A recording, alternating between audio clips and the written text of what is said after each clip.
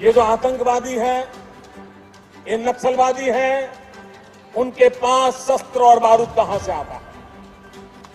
वो तो विदेश की धरती से आता है। और सीमाएं संपूर्ण रूप से आपके कब्जे में है। सीमा सुरक्षा बल आपके कब्जे में है। जो आपके कब्जे में है उसको तो संभालो। देशों से घुसपैठ ही आते हैं, घुसपैठ ही आतंकवादियों के रूप में आते हैं।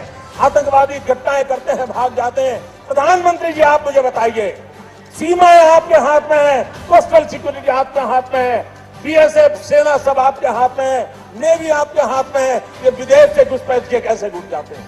आतंकवादी विदेशों से यहां कैसे घुस जाते हैं? आप जवाब दीजिए।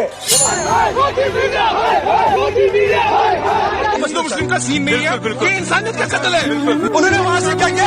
हम बोल रहे थे मतलब अमन से रहना चाहिए, ये वहाँ से उनको इशारा कर रहे हैं कैमरा बंद कीजिए। उन्होंने वहाँ पे लाइव कट किया और जैसे हमने बात खत्म की वो बोल रहा है चलो फिर से कीजिए। ये सरासर गलत है। मैं 100 किलोमीटर काट के आया जज करने के लिए।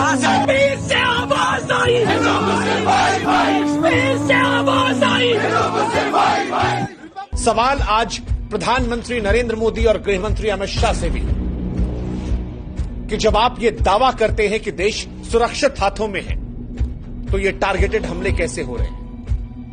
मोदी सरकार बार बार कहती थी कि नोटबंदी के बाद, धारा 370 खत्म होने के बाद आतंकवाद खत्म हो गया था। लेकिन पिछली बार जब डोनाल्ड ट्रंप आए तब दिल्ली जली, अब अमेरिका का उपराष्ट्रपति आया है तो कश्मीर में खून बह रहा। क्या ये सब संयोग है? लगता तो नहीं। कश्मीर में आतंकवादियों के हौसले क्यों नहीं इतने पस्त थे कि ऐसी घटना करने के पहले उन्हें 1000 बार सोचना पड़ता?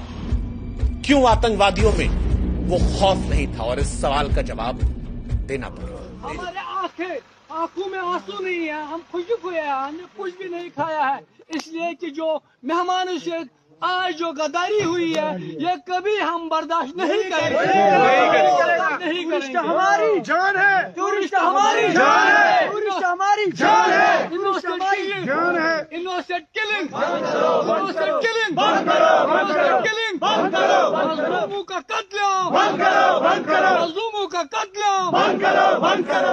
ये एक बच्चा को लाए वाला से कुछ तो बड़ा ही याद है। हाय अल्लाह के कर सकता है। घर में और कोई नहीं है कमाने वाला? ना हाँ। ये कमाने वाला, ये वहाँ पे घोड़ा चलाता घोड़ा चलाता था। ये मैंने पहले ही बोला, ये गवर्नमेंट फेलियर है, इंटेलिजेंस फेलियर है, सिक्योरिटी फेलियर है। यहाँ 7 लाख फौजी हैं जमा कश्मीर में, एक छोटा सा इलाका है, 7 लाख फौजी हैं। वो कहाँ है? कहाँ है वो? क्या कर रहे थे? अमित शाह क्या कर रहा था? सिर्फ उसको मुसलमानों के खिलाफ बोलना आता है। इससे पहले भी यहाँ डलगेट में 2 टूरिस्ट बसों पर ग्रेनेड अटैक हुआ था ऐसे कुछ साल पहले। उसका रिपोर्ट दिखाया, वो किसने किया था, सब पता चल जाएगा आपको। कश्मीरी ऐसा नहीं करता है, न करेगा कभी। 7 साल पहले, 8 साल पहले डलगेट में 2 ग्रेनेड टूरिस्ट बसों पर छिपाएंगे तो वो किसने फेंके थे? इसमें पता कीजिए, फिर कश्मीरियों को बदनाम कीजिए। मैं यहाँ का पैदाशी हूँ, मैं सबसे पहले मैं लाल चौक का ही रहने वाला हूँ। मैंने 90 से देखा है यहाँ क्या हो रहा है। कश्मीरी ने 90 में किसी टूरिस्ट को हाथ नहीं लगाया, तो आज कहाँ लगा है? जब यहाँ सिक्योरिटी चल नहीं सकती थी तब भी उसको टूरिस्ट वालों का हाथ नहीं लगाया, तो आज तो बात ही नहीं है।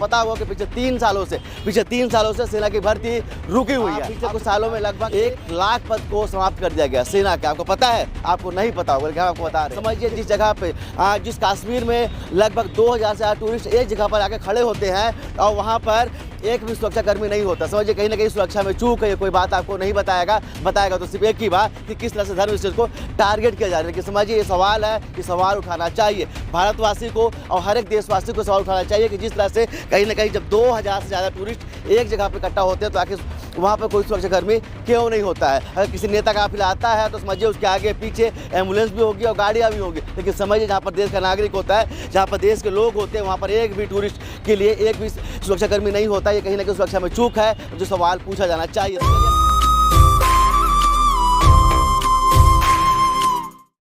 जम्मू कश्मीर में हुए पहलगांव के आतंकवादी हमले ने पूरे देश को झकझोर से रख दिया है। आपको पता होगा जिस तरह से धर्म विशेष को टारगेट करके आतंकवादियों ने हमला किया, उससे कहीं ना कहीं पूरे देश में गुस्से का माहौल और हर जगह पे कहीं ना कहीं प्रदर्शन हो रहे हैं और लगातार जिस तरह से कायराना हरकत हुई है उसका विरोध पूरे भारतवासी करते हैं। आपको बता दूँ मैं अभी छत्तीसगढ़ के कोरिया जिला के जिला मुख्यालय बैकुंठपुर में हूँ और यहाँ पर भी मुसलमान समुदाय और उसके साथ में अन्य समुदाय लोगों ने भी उस घटना का विरोध करते हुए यहाँ पर मोमबत्ती और कैंडल मार्च का आयोजन किया। आपको बता दूं जिस तरह से ये घटना हुई है वो कहीं ना कहीं कायराना होने के साथ साथ में भी कुछ सवाल निशान भी उसके साथ में, जिस तरह से धर्म विशेष को टारगेट किया गया है और उसी का विरोध में यहाँ के जो छत्तीसगढ़ के कोरिया जिले के जो मुसलमान समाज है वो भी यहाँ पर आए हुए हैं और उनका कहना है कि जिस तरह से घटना हुई है उसकी हम भरकस निंदा करते हैं। चलिए हम कुछ लोगों से बात करेंगे, लेकिन कुछ सवाल है क्योंकि हम हमेशा सवाल पूछते हैं और वो सवाल पूछा भी जाना चाहिए। जिस तरह से आपको पता होगा कि पिछले 3 सालों से सेना की भर्ती रुकी हुई है। कुछ सालों में लगभग 1 लाख पद को समाप्त कर दिया गया सेना के। आपको पता है, आपको नहीं पता होगा लेकिन हम आपको बता रहे हैं। समझिए जिस जगह पे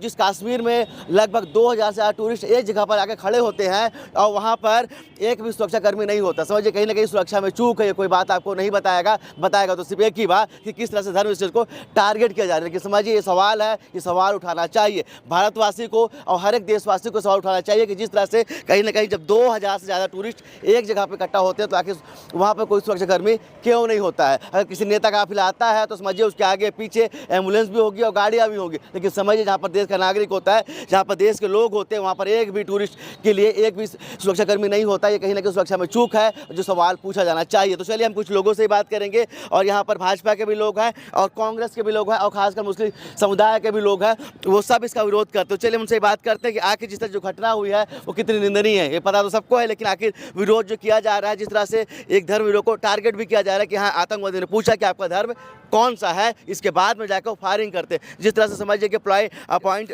ब्लैंक के रेंज में लाकर निहत्ते जो पर्यटक होते हैं, जिसमें हमारे कोरिया जिले के भी थे, अविवाहित कोरिया जिले के भी लोग थे और छत्तीसगढ़ के भी लोग थे, इसके साथ पूरे भारत देश के लोग थे, सबको एक साथ में भून दिया गया।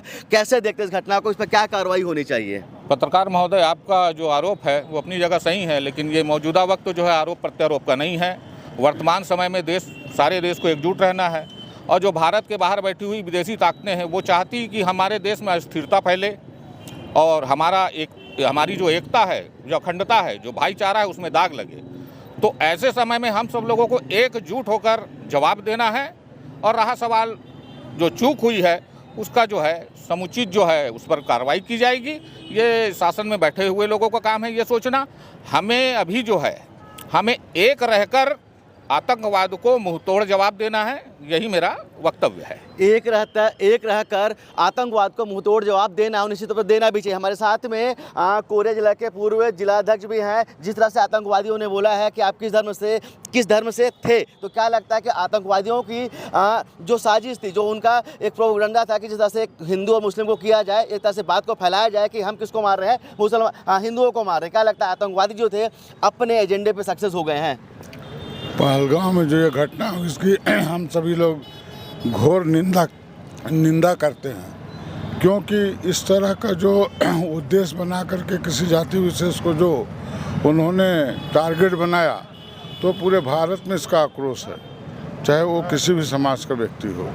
क्योंकि ऐसे लोग इस कृत्य को करते हैं जिनको कि मानवता का उनमें कोई ज्ञान ही नहीं है और उनके साथ ज़्यादा से ज़्यादा प्रशासन को उनको चिन्हित करके कार्रवाई करनी चाहिए और ऐसा कार्रवाई करे कि भविष्य में कोई आगे देश में ऐसा कोई कृत्य करने का सोचने का संभावना भी ना हो। मैं इसकी घोर निंदा करता हूं। हमारे साथ में शाहिद असरवी भी हैं और भाजपा के सदस्य भी हैं। जिस तरह से ये जो हरकत हुई, जिस तरह से कायराना हरकत जो हुई है, उस पर क्या कहना चाहते हैं? क्या लगता है कि जो जिस तरह से निर्दोष लोगों को मारा गया है और आप लोग उसका विरोध करने के लिए आप खड़े हुए हैं, क्या लगता है कि इस तरह मतलब कि क्या सरकार एक्शन लेना चाहिए, क्योंकि आप लोग सत्ता पे बैठे हुए हैं? सरकार को हमको खास करके अमित शाह जी, मोदी जी से मैं आपके न्यूज़ के माध्यम से मैं अवगत कराना चाहूँगा कि बहुत घोर निंदा हम लोग मुस्लिम समाज की करती है और बहुत गलत हुआ है, जो नहीं होना था कि चिन्हांकित कर मारा गया है। इसका पूरा मुस्लिम समाज विरोध करती है और शासन प्रशासन से मेरा निवेदन है कि इनको चिन्हांकित कर इनको कड़ी से कड़ी सजा दी जाए। हमारा देश शुरू से ये एकता और अखंडता का प्रतीक रहा है। हमारे साथ में कुछ और भी लोग हैं, उनसे ही बात करेंगे। जिस तरह से ये जो कायराना हरकत हुई आतंकवादियों ने और खासकर धर्म विरोध को टारगेट किया है, वो अपने उनका एक जो प्रोपेगेंडा था उसको फैलाने में क्या लगता है सफल हो गए वो? भारत देश में कभी धर्म को लेकर आतंकवादी सक्सेस होंगे ही नहीं, क्योंकि ये सबके धर्म का देश है भारत देश। ये कुछ ऐसे लोग हैं हमारे देश में भी जो गलतफहमी फैला रहे हैं और हमारे देश को बदनाम करना चाह रहे हैं। मुसलमान और हिंदू, सिख और ईसाई सब मिल के भारत को सुधार रहे हैं और अच्छे जगह में पहुंचा रहे हैं।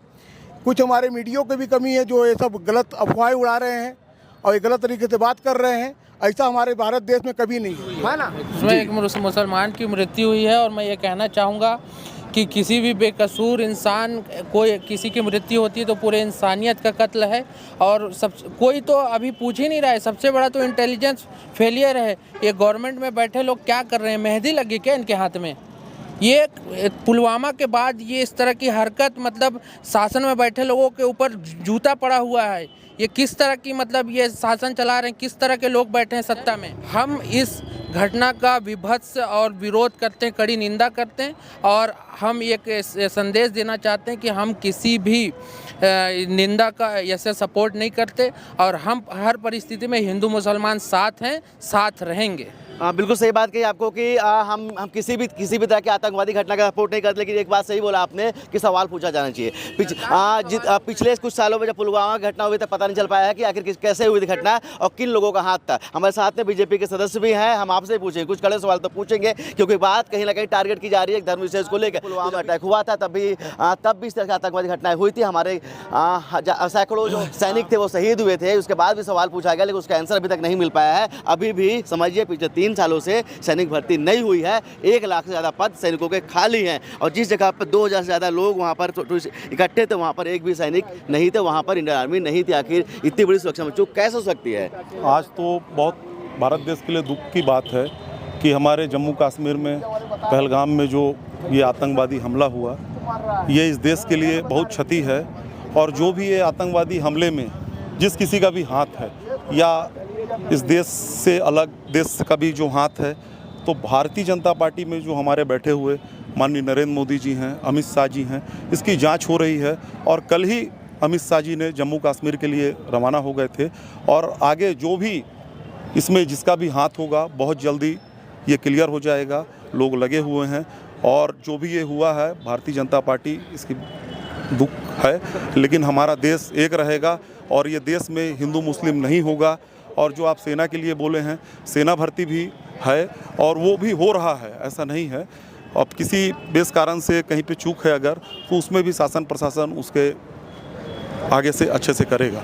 चलिए, इंटेलिजेंस अपने काम पे लगे हुए, लेकिन समझ जाइए कि वही इंटेलिजेंस है जो पुलवामा हमले को अभी तक आइडेंटिफाई नहीं कर पाई कि उसमें किसका हाथ है। हम फिर से देश के प्रधानमंत्री, यशस्वी प्रधानमंत्री से अनुरोध करेंगे कि जिस तरह से ये घटना हुई है, जिस तरह से पुलवामा का रिजल्ट नहीं आ पाया है, हम आपसे अनुरोध करेंगे कि पुलवामा में जो हमला हुआ है उसका अपराधियों को पकड़ा जाएगा। कैमरामैन रवि के साथ अब तक के लिए मैं सुनील शर्मा, जय हिंद।